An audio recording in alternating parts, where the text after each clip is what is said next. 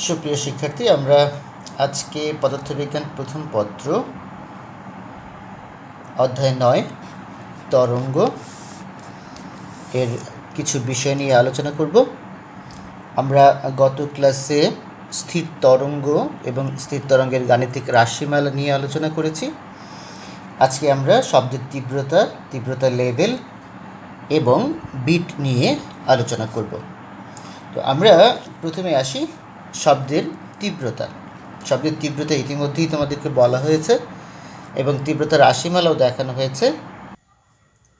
আমরা ইতিমধ্যেই জেনেছি যে শব্দ সঞ্চালনের পথে লম্বভাবে অবস্থিত একক ক্ষেত্রফলের মধ্য দিয়ে প্রতি সেকেন্ডে প্রবাহিত শব্দ শক্তিকে শব্দের তীব্রতা বা প্রাবল্য বলে।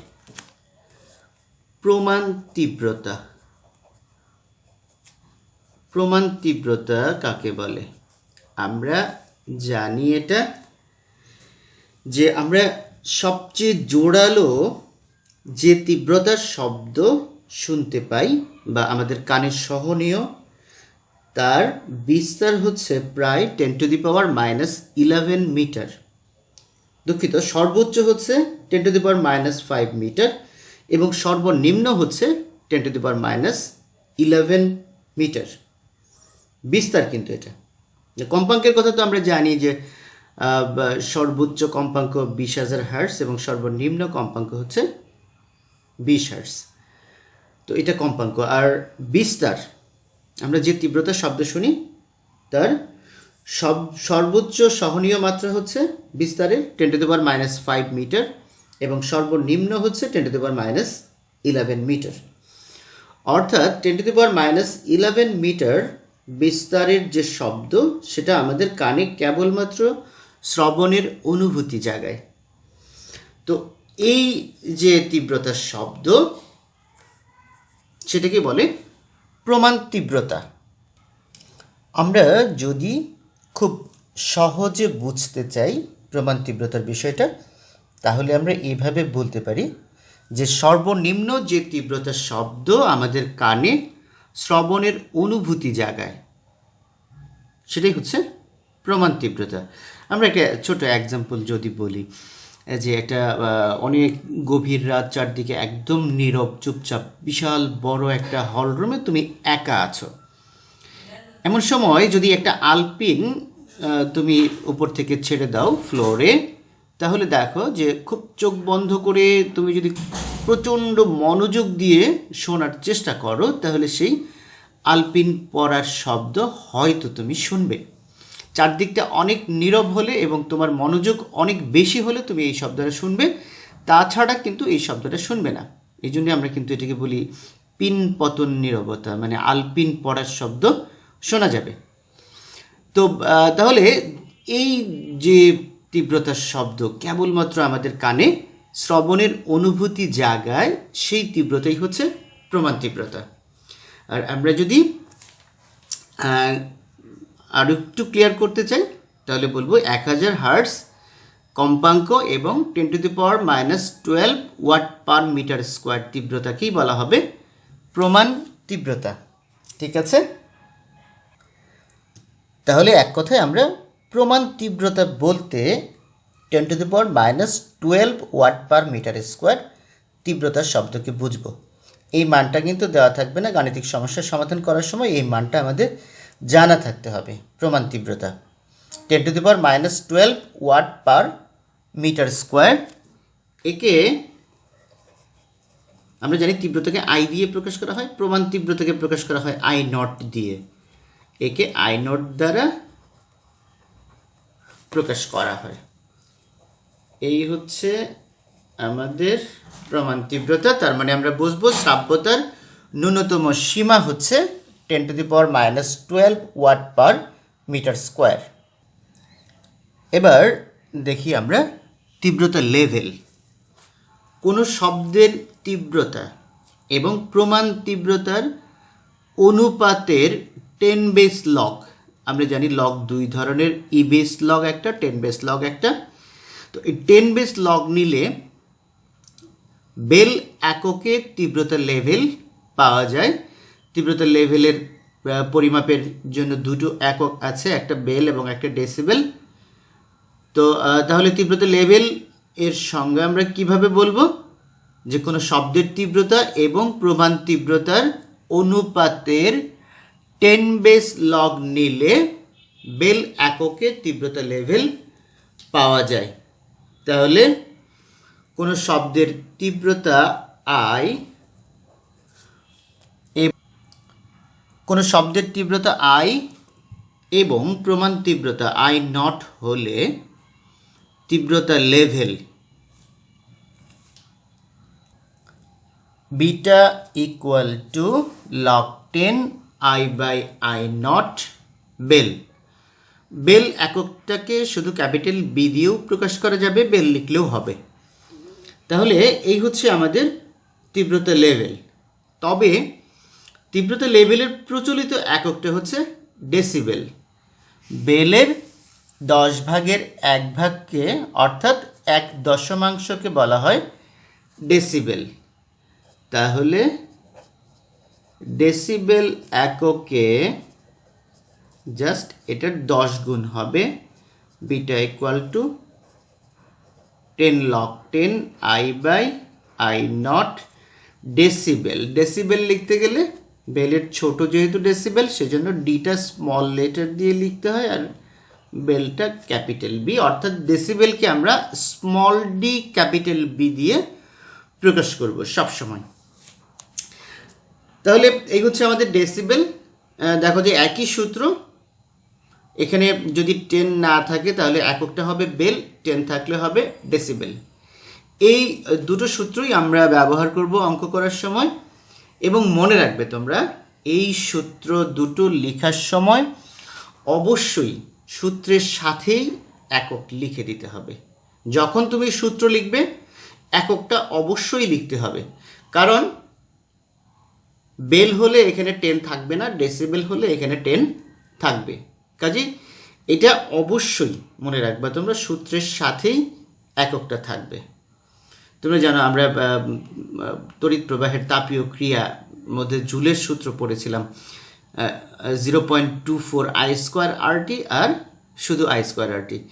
এই সূত্র দুটোও কিন্তু একই রকম ছিল, যে এখানে শুধু I স্কোয়ার আরটি হলে এককটা হবে জুল, 0.24 থাকলে এককটা হবে ক্যালোরি। তার মানে সূত্র লিখলেই সূত্রের সাথে অবশ্যই একক লিখতে হবে। ঠিক এখানেও তাই, আমরা এই সূত্র যখন ব্যবহার করব, সূত্রটা যখন লিখব অবশ্যই সাথে একক লিখতে হবে, বেল ডেসিবেল। যদি 10 না থাকে তাহলে বেল, আর 10 থাকলে হবে ডেসিবেল। আমরা এবার দেখে আসি প্রমাণ তীব্রতার ক্ষেত্রে তীব্রতা লেভেল কেমন আসে। প্রমাণ তীব্রতার ক্ষেত্রে আমরা জানি যে আই সমান আই নট, আমরা একটু আগেই বলে আসলাম প্রমাণ তীব্রতা। তো তাহলে প্রমাণ তীব্রতার ক্ষেত্রে তীব্রতার লেভেল আসবে বিটা ইকুয়াল টু,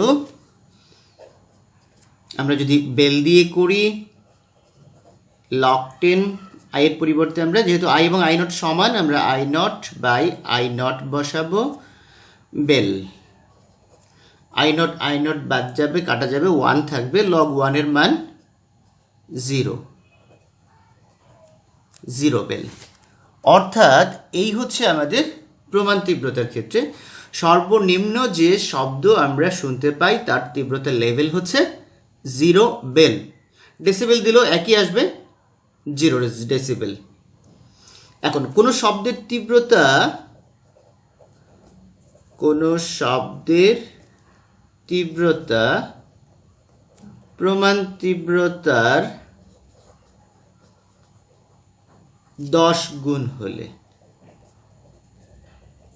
তখন 10 গুণ যদি হয় তাহলে I সমান হবে, অর্থাৎ I সমান 10 I নট, প্রমাণ তীব্রতার 10 গুণ।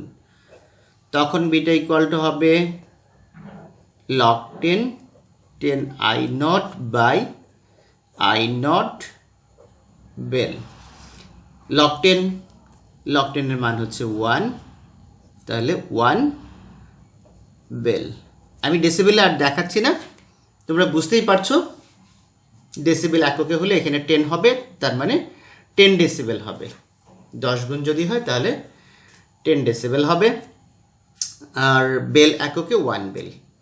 এবার আমরা আসি যে কোনো শব্দের তীব্রতা যদি প্রমাণ তীব্রতার 100 গুণ হয় তাহলে কি হবে।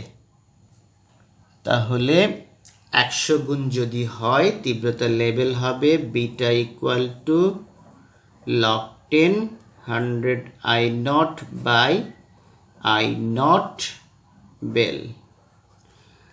log 100 এর মান হচ্ছে 2, তাহলে এটা হবে 2 বেল। ডেসিবেল এককে হলে মনে মনে দেখো এখানে 10 দাও, তাহলে এটা হবে 20 ডেসিবেল, তাই না। আবার যদি কোনো শব্দের তীব্রতা প্রমাণ তীব্রতার 1000 গুণ হয় তাহলে তীব্রতা level beta equal to log 10 1000 I naught by I naught bel. log 1000 তার মানে 10 to the power 3, log 10 to the power 3 এর মান হচ্ছে 3, তাহলে 3 বেল। আর যদি আমরা ডেসিবেলে নেই তাহলে এখানে 10 দিলে 30 ডেসিবেল হবে। আশা করি তোমরা সবাই বুঝতে পেরেছো এটা, যে আমরা তীব্রতা লেভেল কিভাবে বের করব। যদি শব্দের তীব্রতার মান দেয়া থাকে, ধরো দেয়া আছে 10 to the power -8 watt per metre square, কী করব আমরা এখানে মান বসাবো আই এর মান, শব্দের তীব্রতার মান 10 টু দি পাওয়ার -8, আর এখানে বসাবো আমরা প্রমাণ তীব্রতার মান, যে মান আমাদের জানা আছে 10 টু দি পাওয়ার -12, তাহলে থাকবে আমাদের 10 টু দি পাওয়ার 4, তার মানে তখন হবে 40 বেল।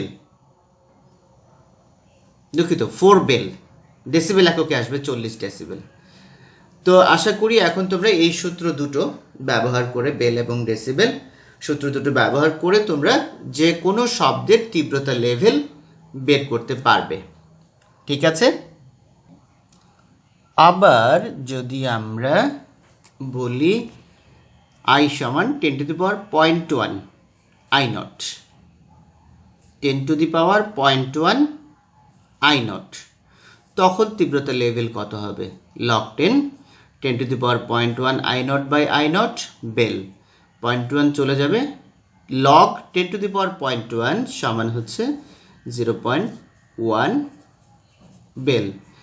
তাকে 10 গুণ করে দিলে ডেসিবেল হবে 1 ডেসিবেল। তাহলে দেখা যাচ্ছে দুটি শব্দের মধ্যে একটির তীব্রতা যদি অন্যটির 10 টু দি পাওয়ার 0.1 গুণ হয় তখন এদের তীব্রতা লেভেলের পার্থক্য হবে 1 ডেসিবেল। তাহলে আমরা এখান থেকে ডেসিবেলের আরেকটা সংজ্ঞা দিতে পারি, তাই না। ডেসিবেলের সংজ্ঞায় আমরা বলতে পারি দুটি শব্দের মধ্যে একটির তীব্রতা অন্যটির 10 টু দি পাওয়ার 0.1 গুণ বা 1.259 গুণ, না 10 টু দি পাওয়ার 0.1কে যদি আমরা ভাঙাই তাহলে এই মানটা পাওয়া যাবে 1.259। তো 1.259 গুণ হয় তখন এদের তীব্রতা লেভেলের পার্থক্য হবে 0.1 বেল বা 1 ডেসিবেল। তাহলে আমরা খুব সংক্ষেপে এবং সহজে বলতে পারি এক বেলের 1/10কেই বলা হবে 1 ডেসিবেল। তীব্রতা লেভেলের পার্থক্য কিছু গাণিতিক সমস্যার মধ্যে এরকম দেয়া থাকে যে তীব্রতা লেভেল কত পরিবর্তন হবে।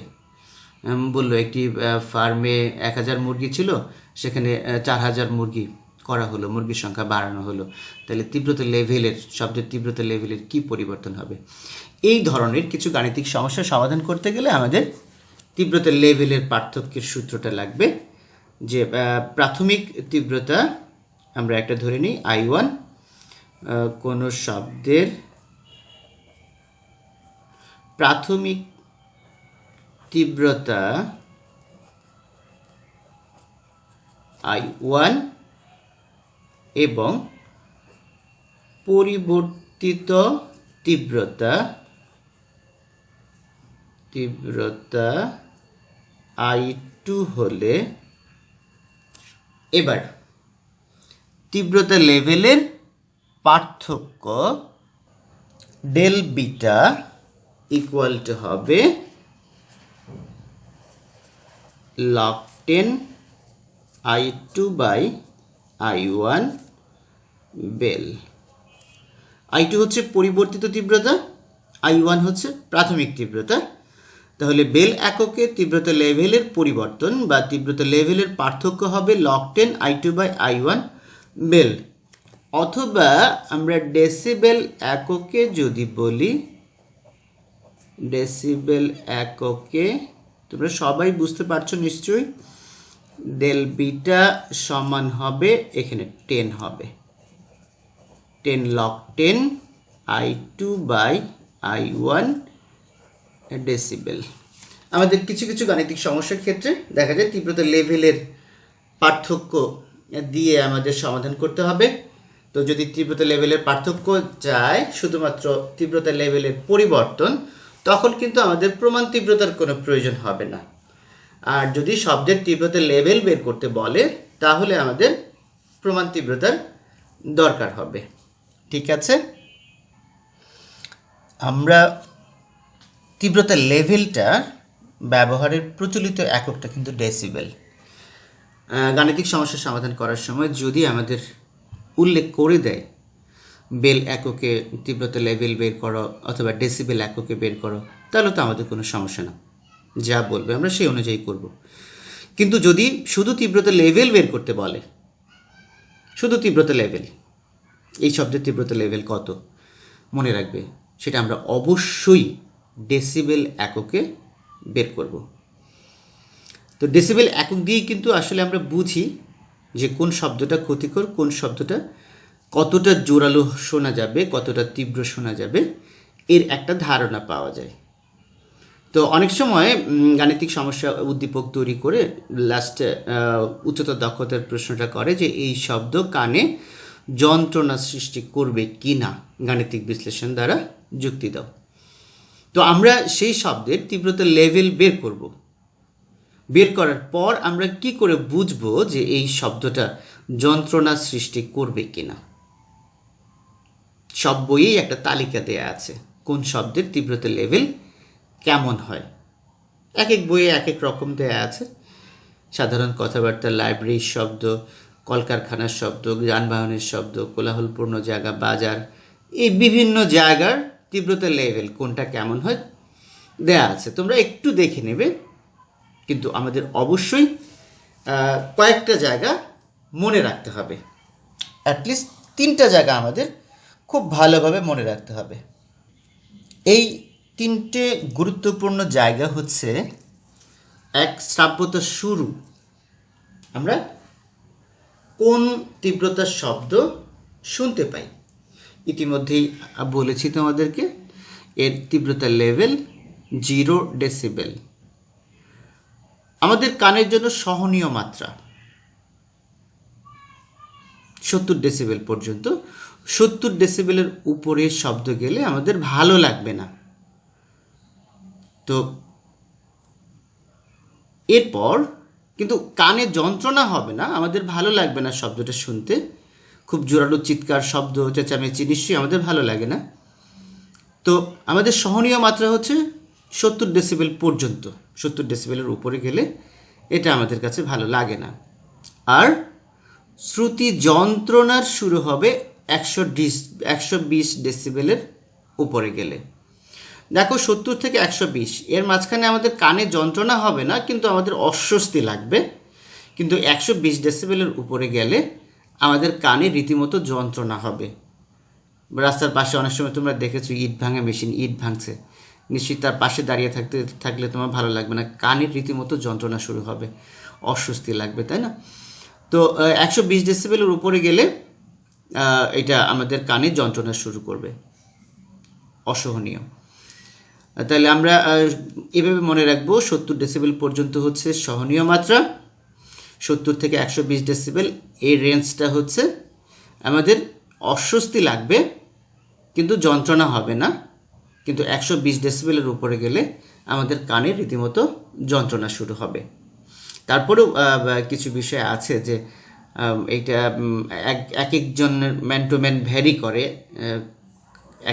একই শব্দ, একই তীব্রতার শব্দ একজনের কাছে ভালো লাগছে, আবার একজনের কাছে যন্ত্রণা হচ্ছে, অসহ্য লাগছে, তাই না? হতে পারে এরকম।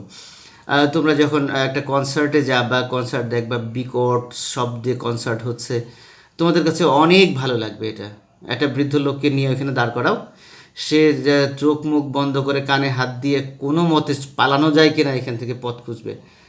তো এটা বয়সের উপরও নির্ভর করে, আবার এক এক জনের কাছে ব্যক্তির উপরও নির্ভর করে।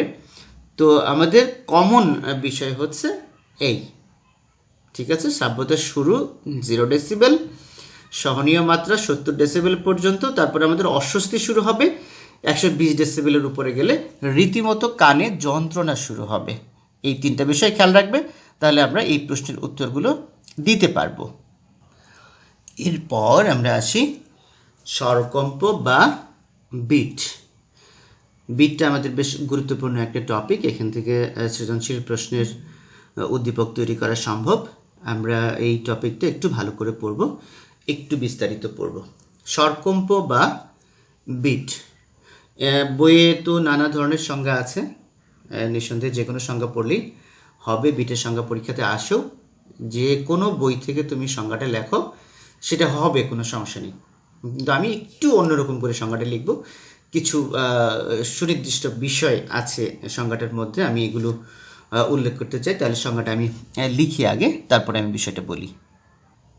আমরা তাহলে বলি যে একই সমান বিস্তার এবং সামান্য কম্পাঙ্কের পার্থক্য বিশিষ্ট। বিস্তার সমান হবে, কিন্তু কম্পাঙ্কের সামান্য পার্থক্য থাকবে। খেয়াল করো, কম্পাঙ্কের যদি সামান্য পার্থক্য থাকে, তাহলে কিন্তু তরঙ্গ দৈর্ঘ্যেরও সামান্য পার্থক্য থাকবে। মনে রাখতে হবে এটা। অনেক সময় একটা বহুপদী প্রশ্ন অবজেক্টিভ করলো যে বিট সৃষ্টির শর্ত কোনটি? কম্পাঙ্কের সামান্য পার্থক্য থাকবে, বিস্তার সামান্য পার্থক্য থাকবে, তরঙ্গ দৈর্ঘ্য সামান্য পার্থক্য থাকবে। 1, 2, 3। তাহলে কি উত্তর হবে? বিস্তার সামান্য পার্থক্য থাকবে, এটা কিন্তু ভুল। বিস্তার সমান থাকবে, কম্পাঙ্কের সামান্য পার্থক্য থাকবে, এটা সঠিক, এবং তরঙ্গ দৈর্ঘ্যের সামান্য পার্থক্য থাকবে, এটাও সঠিক। সেই জন্যই আমরা সংজ্ঞাটা এইভাবে পড়লাম যে একই সমান বিস্তার এবং সামান্য কম্পাঙ্কের পার্থক্য বিশিষ্ট দুটি তরঙ্গের, শব্দ তরঙ্গের উপরিপাতনের ফলে শব্দের তীব্রতার সময়ের সাথে যে পর্যায়ক্রমিক হ্রাস বৃদ্ধি ঘটে, একবার বাড়বে, শব্দের তীব্রতা একবার বাড়বে, একবার কমবে, আবার বাড়বে, আবার কমবে, সময়ের সাথে সাথে এরকমভাবে শব্দের তীব্রতা পর্যায়ক্রমে একবার বাড়বে, একবার কমবে। এই ঘটনাকে বলা হয় স্বরকম্প বা বিট। আমরা বিট কিভাবে সৃষ্টি হয় যদি চিত্রের মাধ্যমে একটু দেখাই, তোমরা খুব সহজেই নিজেরাও এটা বুঝতে পারবে, নিজেরা চিত্র আঁকতে পারবে। এরকমভাবে একটা সরল রেখা আঁকো স্কেল দিয়ে। স্কেলটা তুমি এমনভাবে ধরবে, দাগ দেওয়ার পর সেন্টিমিটার যে অংশে আছে সেই অংশটা যেন তোমার দাগে থাকে। তারপর 1.5 সেন্টিমিটার দূরে দূরে কতগুলো পয়েন্ট করো, ছোট ছোট কতগুলো পয়েন্ট করো, ঠিক আছে? এবার এমনভাবে তরঙ্গ আঁকবে যেন এই পয়েন্টগুলো টাচ করে যায়। দেখো, আমরা এই যে পয়েন্টসগুলো দিয়েছি এখানে, এই যে পয়েন্টসগুলো দিয়েছি, তরঙ্গটা যেন এই পয়েন্টসগুলো টাচ করে যায়। তাহলে আমরা প্রথমে এই 1.5 সেন্টিমিটার দূরে দূরে যে বিন্দুগুলো আছে সেই বিন্দুগুলো দিয়ে একটা তরঙ্গ আঁকছি। একটু ভালো করে খেয়াল করো, মনোযোগ দিয়ে। 1.5 সেন্টিমিটার দূর দিয়ে কিন্তু যাচ্ছে।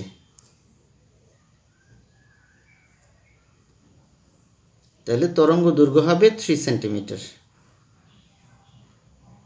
ব্যাস, একটা তরঙ্গ হলো।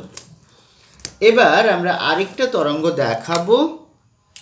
এটা আমরা নেব ঠিক 1 সেন্টিমিটার দূরে। স্কেল ধরো, ধরে ঠিক 1 সেন্টিমিটার দূরে পয়েন্টসগুলো করো, 1 সেন্টিমিটার দূরে, তাহলে প্রত্যেকটা তৃতীয়টাতে গিয়ে কিন্তু মিলে যাবে, তাই না? 3, 6, 9 এরকম প্রত্যেক তৃতীয়টাতে গিয়ে একটা বিন্দুর সাথে এটা মিলে যাবে। আমরা এটা সবুজ রং দিয়ে দেখাচ্ছি। তো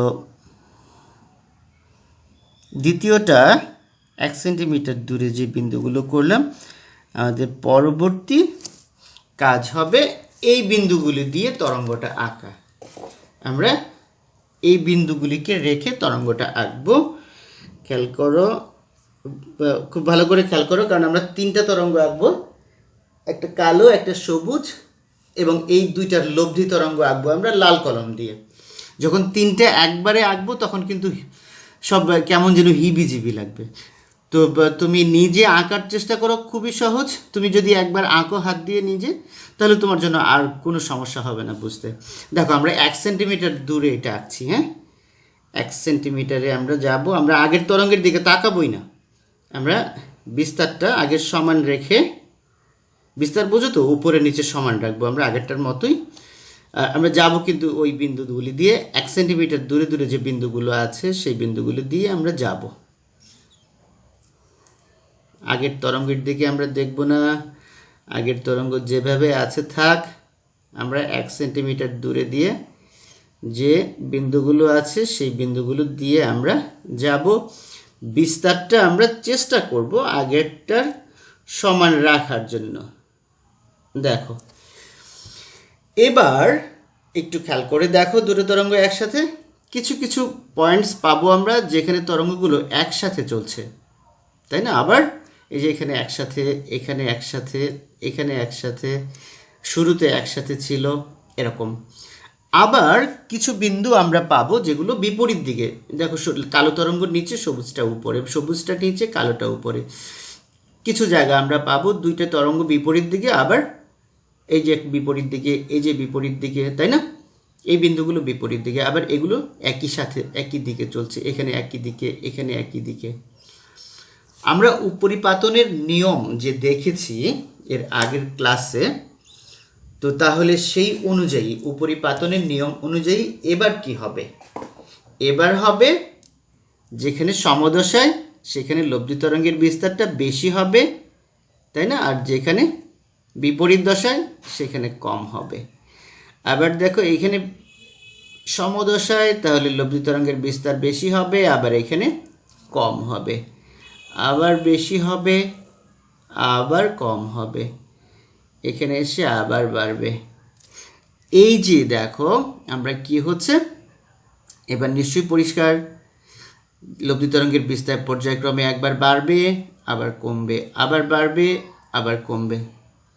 যদি বুঝতে সমস্যা হয় তোমরা এর আগের ক্লাসটা একটু দেখো। এর আগের ক্লাসে আমরা উপরিপাতনের নিয়ম, উপরিপাতনের নীতি যে পড়েছি, সেখানে আমরা 3টা চিত্র দেখিয়েছিলাম। সেই 3টা চিত্র আরেকবার দেখে আসো, তাহলে তোমাদের কাছে এই বিষয়টা ক্লিয়ার হবে। তাহলে যেসব জায়গায় সমদশায় আপাতিত হবে সেখানে জোরালো শব্দের সৃষ্টি হবে, আর যেসব জায়গায় বিপরীত দশায় আপাতিত হবে সেখানে নিঃশব্দের সৃষ্টি হবে। তাহলে পর্যায়ক্রমে একবার জোরালো শব্দ, নিঃশব্দ, জোরালো শব্দ, নিঃশব্দ, জোরালো শব্দ, নিঃশব্দ, এই পর্যায়ক্রমে এরকম জোরালো শব্দ এবং নিঃশব্দ সৃষ্টি হবে। এই ঘটনাটাই হচ্ছে স্বরকম্প বা বিট। তাহলে আমরা দেখলাম বিট কিভাবে সৃষ্টি হয়। এখন আমরা বিটের গাণিতিক রাশিমালায় যাব। আমরা বিটের গাণিতিক ব্যাখ্যা শুরু করি।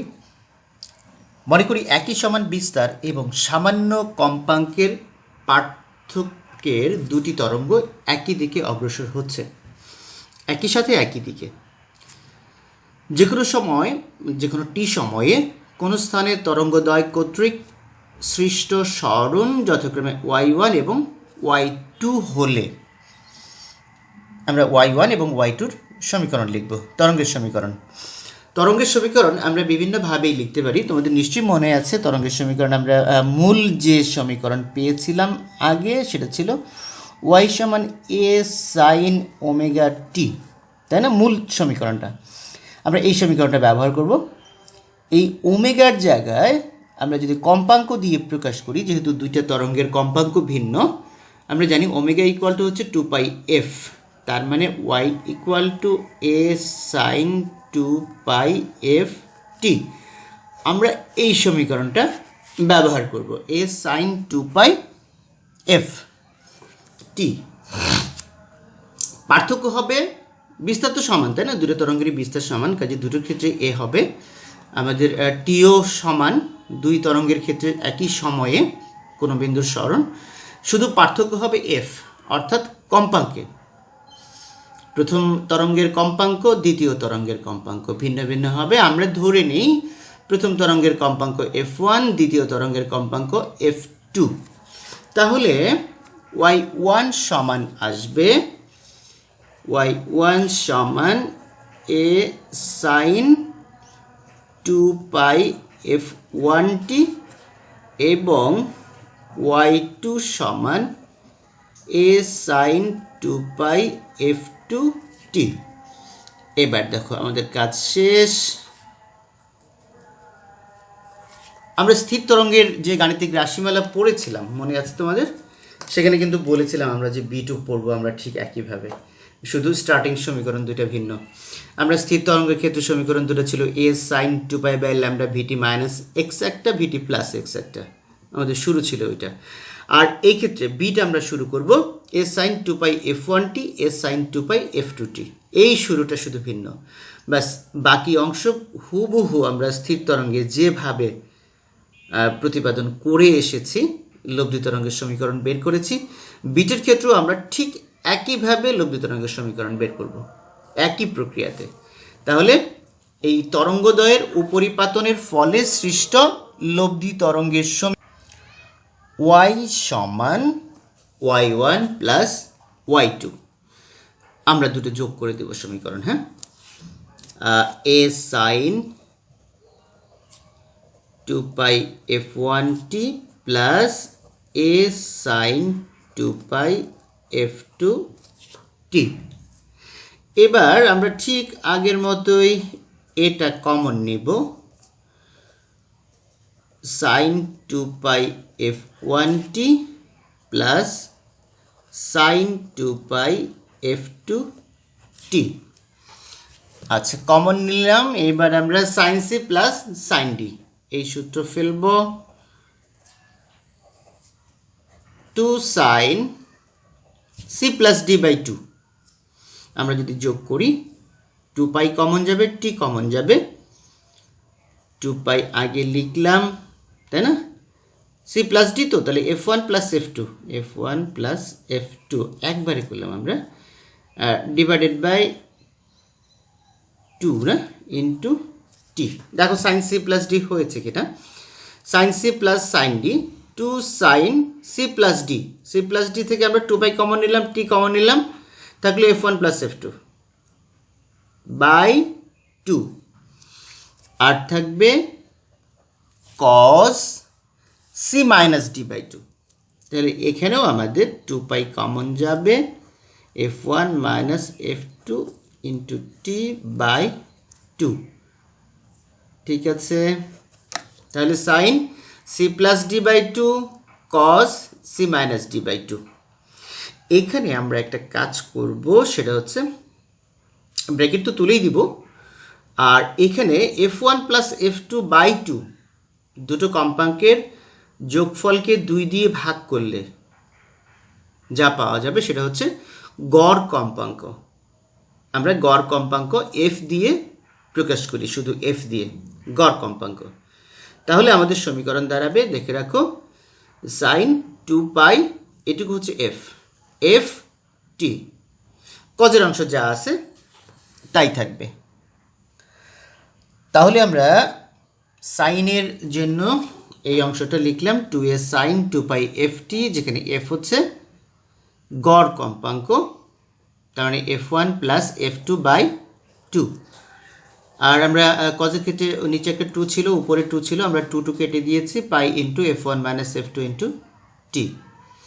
এবার কি করব মনে করে দেখো, একই কাজ আমাদের কি বলেছিলাম স্থির তরঙ্গ পড়ার সময়, সাইনের অংশটা বাদ দিয়ে আমরা যা থাকবে পুরোটাকেই ক্যাপিটাল এ ধরবো।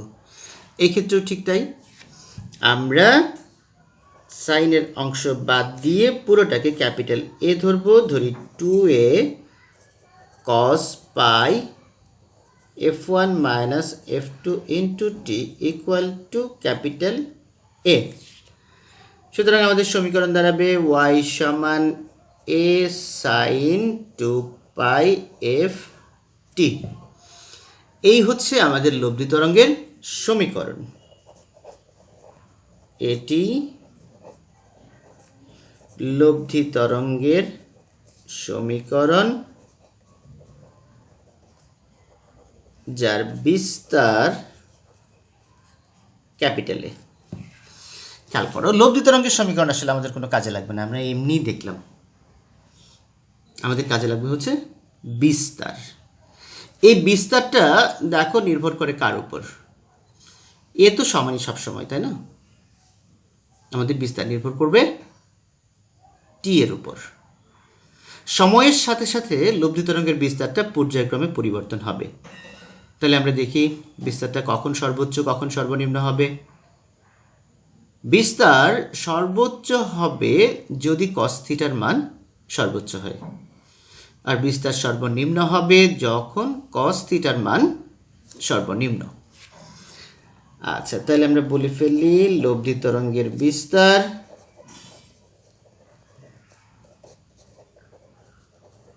সর্বোচ্চ হবে যখন cos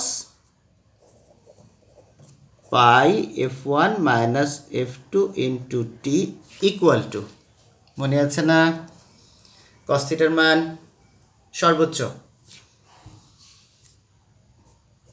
তরঙ্গ যেহেতু প্লাস মাইনাস 1, তাই না? আমরা বলেছি কিন্তু স্থির তরঙ্গ পড়ার সময় যে কোনো তরঙ্গের জন্যই +1 সর্বোচ্চ -1 সর্বোচ্চ, 0 হচ্ছে সর্বনিম্ন। আর অন্য ক্ষেত্রে সাইন থিটা এবং কস থিটার সর্বোচ্চ মান +1, সর্বনিম্ন মান -1। তাহলে এই ক্ষেত্রে যেহেতু তরঙ্গ, আমরা এই ক্ষেত্রে বলবো যে কস থিটার সর্বোচ্চ মান হচ্ছে +-1। তাহলে লব্ধি তরঙ্গের বিস্তার সর্বোচ্চ হবে যখন cos থিটার মান সর্বোচ্চ হবে আর cos থিটার সর্বোচ্চ মান +-1। তাহলে cos থিটা যদি +-1 হয়, মনে করে দেখো আমরা কি বলবো, থিটা কত, pi into f1 minus f2 into t সমান cos থিটা যদি +-1 হয়, তাহলে থিটা হবে cos কতর মান +1, cos 0 মান হচ্ছে +1 -1, cos কতর মান -1, 180 ডিগ্রি অর্থাৎ পাই। এই তো আমরা সিরিজ পেয়ে গেছি। প্রথমটা 0 পেলেই তো আমরা সিরিজ পেয়ে যাই, তাই না? 0 পাই, 2 পাই, 3 পাই ইত্যাদি, তার মানে n pi. Pi into f1 minus f2 into t সমান হবে n পাই, যেখানে n ইকুয়াল টু 0, 1, 2, 3 ইত্যাদি, তাই না? এখন আমরা টি বের করব, কিন্তু পাই পাই কাটা যাবে, টি ইকুয়াল টু এনটা ওপরে থাকবে n by f1 minus f2, অর্থাৎ টি সমান n এর মান যদি আমরা 0 বসাই তাহলে প্রথমটা হবে 0, অর্থাৎ শুরুতেই আমরা একটা জোরালো শব্দ পাবো, তাই না? এটা কিন্তু বিস্তার সর্বোচ্চ কখন হবে সেই সময়টা আমরা বের করছি। তাহলে 0 যখন সময় একদম শুরুতে, তখন আমরা একটা জোরালো শব্দ পাবো। আবার কখন পাবো? n এর মান 1 বসাই, 1 বাই f1 মাইনাস f2, এই সময় আমরা আরেকটা জোরালো শব্দ পাবো। n এর মান 2 বসাই, 2 বাই f1 মাইনাস f2, আমরা এই সময় আরেকটা জোরালো শব্দ পাবো, 3 বাই f1 মাইনাস f2, এই সময়ে আরেকটা জোরালো শব্দ পাবো। তাহলে এই সময়গুলিতে আমরা জোরালো শব্দ পাবো। এখন দেখো, পরপর দুটি জোরালো শব্দের মধ্যবর্তী সময় ব্যবধান, আমরা কত সময় পরপর জোরালো শব্দ পাবো। যে কোনোটা থেকে আগেরটা বাদ দিলে আমরা সময়টা পাবো, টাইমের গ্যাপটা, না, যে এই সময় পরপর আমরা জোরালো শব্দ পাবো। তাহলে পরপর দুটি জোরালো শব্দের মধ্যবর্তী সময় ব্যবধান, যে কোনো পরেরটা থেকে আমরা আগেরটা বাদ দিই, 1/f1 মাইনাস f2 সেকেন্ড। তাহলে 1/f1 মাইনাস f2 সেকেন্ড পরপর আমরা একটা করে জোরালো শব্দ পাব। এরপর আমরা আসি নিঃশব্দ কখন পাব। নিঃশব্দ হবে তার মানে কি, লব্ধি তরঙ্গের বিস্তার সর্বনিম্ন হবে যখন এই বিস্তারটার মান সর্বনিম্ন অর্থাৎ 0 হবে। আবার লব্ধি তরঙ্গের বিস্তার সর্বনিম্ন অর্থাৎ 0 হবে যখন cos pi f1 minus f2 into t equal to 0। cos theta যদি 0 হয় তাহলে থিটা কত হবে? আমরা জানি cos কতর মান 0, cos 90 মান 0, π/2। এবার দেখো আমরা বলেছিলাম না, সিরিজের প্রথমটা যদি π/2 আসে তাহলে সিরিজ কি আসবে? বিজোড় π/2, তাই না? এর আগের ক্লাসে তোমরা দেখেছো এটা আসবে বিজোড় π/2, তার মানে 3π/2, 5π/2, 7π/2 ইত্যাদি। তার মানে এটা বিজোড় সংখ্যা ইন্টু π/2 আসবে। আমরা জানি বিজোড় সংখ্যা কিভাবে লিখতে হয়, f1 minus f2 into t সমান বিজোড় সংখ্যা লিখবো আমরা 2n প্লাস 1 দিয়ে, n এর মান 0, 1, 2, 3 যাই হোক, এটা একটা বিজোড় সংখ্যা হবে। বিজোড় সংখ্যা ইন্টু π/2। তাহলে এখানে n ইকুয়াল টু 0 থেকে শুরু, কিন্তু হ্যাঁ 0, 1, 2, 3 ইত্যাদি। তো আমরা এবার দেখো পাই কেটে দেই, আমরা টি বের করব যেহেতু টি ইকুয়াল টু, তাহলে উপরে হবে 2n প্লাস 1, নিচে হবে এই নিচে 2 ছিল, 2 এর সাথে আসবে f1 মাইনাস f2, তাহলে 2 ইন্টু f1 মাইনাস f2। এই সময়গুলিতে নিঃশব্দের সৃষ্টি হবে, তাই না? অর্থাৎ টি ইকুয়াল টু এর মান 0 বসাই, তাহলে এটা হবে, প্রথমটা হবে 1/2 ইন্টু f1 মাইনাস f2, এর মান 0 পরে আমরা 1 বসাই, এটা হবে 3/2 ইন্টু f1 মাইনাস f2, 2 বসাই, 5/2 ইন্টু f1 মাইনাস f2 ইত্যাদি। তাহলে আমরা কি বলবো যে পরপর দুটি, সুতরাং এই সময়গুলিতে কিন্তু নিঃশব্দের সৃষ্টি হবে। এই সময়ে একবার নিঃশব্দ, আবার একটু গ্যাপ দিয়ে এই সময়ে একবার নিঃশব্দ, তাই না? এরকমভাবে নিঃশব্দের সৃষ্টি হবে। অতএব পরপর দুটি নিঃশব্দের মধ্যবর্তী সময় ব্যবধান, যে কোনো পরেরটা থেকে আগেরটা বাদ দাও, সময় ব্যবধান, পরপর দুটি নিঃশব্দের মধ্যবর্তী সময় ব্যবধান, যে কোনো পরেরটা থেকে আগেরটা বাদ দাও, লসাগু এটাই থাকবে, 3 মাইনাস 1 হবে, তাহলে 2, 2 কাটা যাবে, থাকবে 1/f1 মাইনাস f2 সেকেন্ড। দেখো আমাদের জোরালো শব্দের মধ্যবর্তী সময় ব্যবধানও কিন্তু আমরা ঠিক একই পেয়েছিলাম। তাহলে আমরা বলতে পারি না একটা জোরালো শব্দ আর একটা নিঃশব্দ মিলেই তো হয় একটা বিট, নিঃশব্দ তো আর শোনা যাবে না, গ্যাপটা থাকবে। বিট শোনার জন্য বা জোরালো শব্দ শোনার জন্য মাঝখানে একটা গ্যাপ থাকবে, এই গ্যাপটার কারণেই কিন্তু আমরা বিটটা শুনি, গ্যাপ দিয়ে একটা শব্দ শুনি, মানে একটা নিঃশব্দের পর আমরা একটা জোরালো শব্দ শুনি। আমরা কাউন্ট করব কোনগুলো? আমরা কাউন্ট করব জোরালো শব্দটা, কিন্তু মাঝখানে নিঃশব্দ না থাকলে তো আর আমরা কাউন্ট করতে পারতাম না, গুনতে পারতাম না জোরালো শব্দগুলো। মাঝখানে নিঃশব্দ আছে বলেই আমরা জোরালো শব্দগুলো গুনতে পারি, তাই না? রাত আছে বলেই দিনের এত কদর, এরকম বিষয়টা। তাহলে আমরা যদি কাউন্ট করি শুধুমাত্র জোরালো শব্দগুলোই কাউন্ট করতে পারবো, তবে এর জন্য কিন্তু নিঃশব্দের একটা বিরাট ভূমিকা আছে, গ্যাপটা তৈরি করে দেবে আমাদের কাউন্ট করার জন্য। তাহলে দেখো একটা জোরালো শব্দ এবং একটা নিঃশব্দ মিলে তৈরি হয় একটি বিট। একটি জোরালো শব্দ এবং একটি নিঃশব্দ মিলে উৎপন্ন হয় একটি বিট।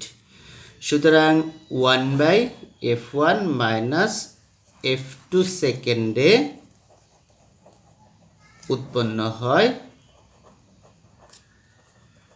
একটি বিট। 1 সেকেন্ডে উৎপন্ন হবে, উল্টে যাবে না? তাহলে f1 মাইনাস f2 এই এতগুলো বিট।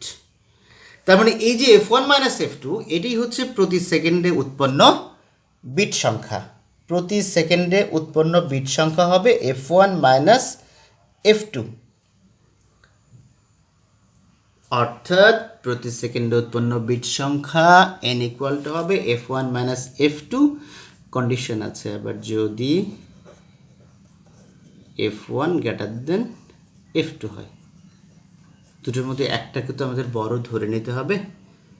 আমরা যেহেতু বিয়োগ করার সময় আমরা f1 থেকে f2 বিয়োগ করছি, তার মানে f1টা বড়, f2টা ছোট। যদি উল্টা হয় তাহলে f2 মাইনাস f1 হবে।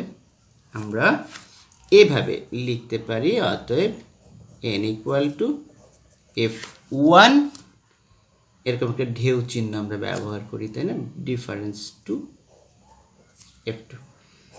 অর্থাৎ এই ঢেউ চিহ্ন মিন করে f1 এবং f2-র বিয়োগফল, অন্তরফল বা বিয়োগফল, অর্থাৎ পজিটিভ মান। যেটা বড় সেটা থেকে ছোটটা বিয়োগ হবে। যদি f1 বড় হয় তাহলে আমাদের এই সূত্র হবে f1 মাইনাস f2, আর যদি f2 বড় হয় তাহলে f2 মাইনাস f1, তাই না? তাহলে আমরা, অর্থাৎ প্রতি সেকেন্ডে উৎপন্ন বিট সংখ্যা ব্যতিচারী সুরশলাকা দ্বয়ের f1 এবং f2 কম্পাঙ্ক উৎপন্ন করছে যে সুরশলাকা দ্বয়ের কম্পাঙ্কের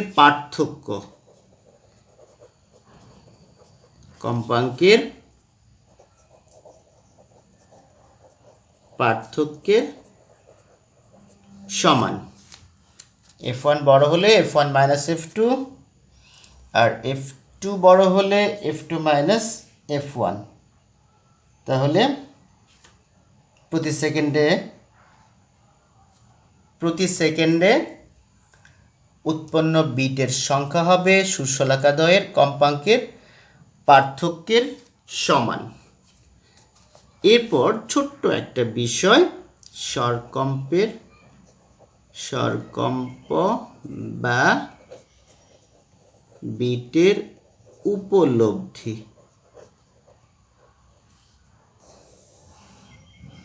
এটা ছোট্ট বিষয় হলেও খুব গুরুত্বপূর্ণ, একেবারেই ছোট্ট, কিন্তু বিষয়টা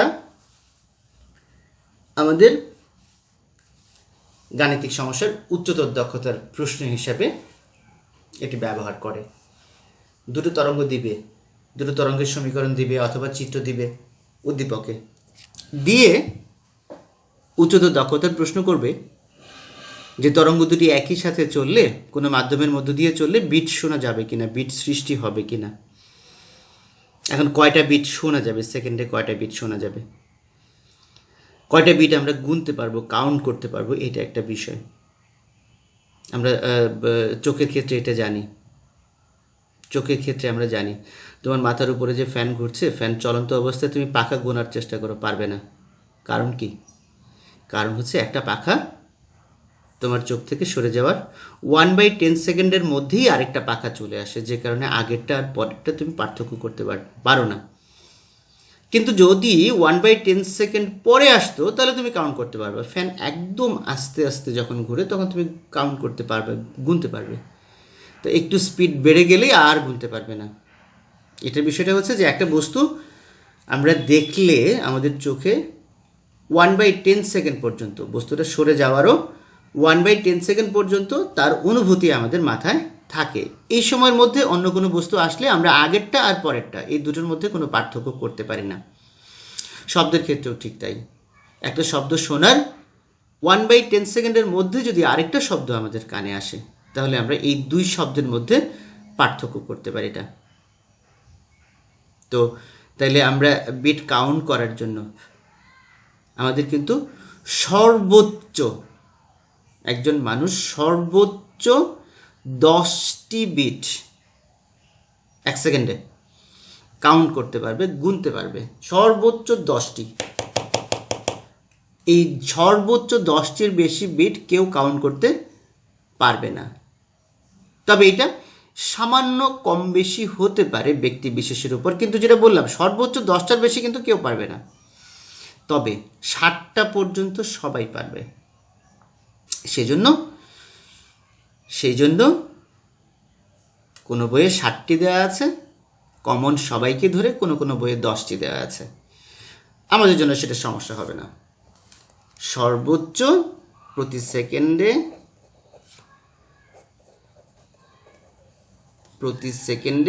সর্বোচ্চ 10টি, প্রতি সেকেন্ডে সর্বোচ্চ 10। আর আরেকটা বিষয় তাহলে আমরা জেনে রাখি, সমস্যা নাই তো। স্বাভাবিক অবস্থায় সবার জন্য 7, আমরা দুটোই মনে রাখবো। এটাই গ্রহণযোগ্য, 10টাই বেশি গ্রহণযোগ্য, কারণ সর্বোচ্চ 10টা পর্যন্ত কাউন্ট করা সম্ভব কারো পক্ষে, তাই না? তো আমরা দেখলাম যে বিট শোনা যাবে কি না এই প্রশ্নের উত্তরে আমরা প্রতি সেকেন্ডে বিট সংখ্যা বের করব, প্রতি সেকেন্ডে উৎপন্ন বিট সংখ্যা বের করব। সেই বিট সংখ্যা যদি 1 থেকে 10-এর মধ্যে হয় তাহলে আমরা বলবো বিট শোনা যাবে। আর যদি কম্পাঙ্কের কোনো পার্থক্য না থাকে, 0 হয়, অথবা কম্পাঙ্কের পার্থক্য যদি 10-এর উপরে হয় তাহলে কোনো বিট শোনা যাবে না। 0 হলে আমরা বলবো বিট সৃষ্টি হবে না। আর 10-এর উপরে হলে আমরা বলবো, আমাদের কমেন্টসে উচ্চতর দক্ষতার প্রশ্নে একটা কমেন্টস করতে হয়, তোমরা জানো, সেই কমেন্টসের জন্য 1 নাম্বার থাকে। তো সেখানে আমরা বলবো কি, যে বিট সৃষ্টি হবে কিন্তু শোনা যাবে না, তাই না? 10টার বেশি হলে তো শোনা যাওয়ার কথা না, বিট কাউন্ট করা যাবে না, গণনা করা যাবে না, তার মানে শোনা যাবে না। তাহলে 10-এর উপরে হলে বিট শোনা যাবে না, 10-এর নিচে হলে বিট শোনা যাবে। ঠিক আছে? তবে বেশিরভাগ ক্ষেত্রেই দেখা যায় 4-5 এর মধ্যে থাকে, যেহেতু 10-7 নিয়ে একটু সমস্যা আছে। এই প্রশ্নটা এমনভাবে তৈরি করা হয়, বেশিরভাগ ক্ষেত্রেই দেখা যায় যে 4-5-এর মধ্যে থাকে, অথবা 10 ক্রস করবে, 15, 20, 25 বা আরও বেশি কম্পাঙ্কের পার্থক্য হয়ে যাবে।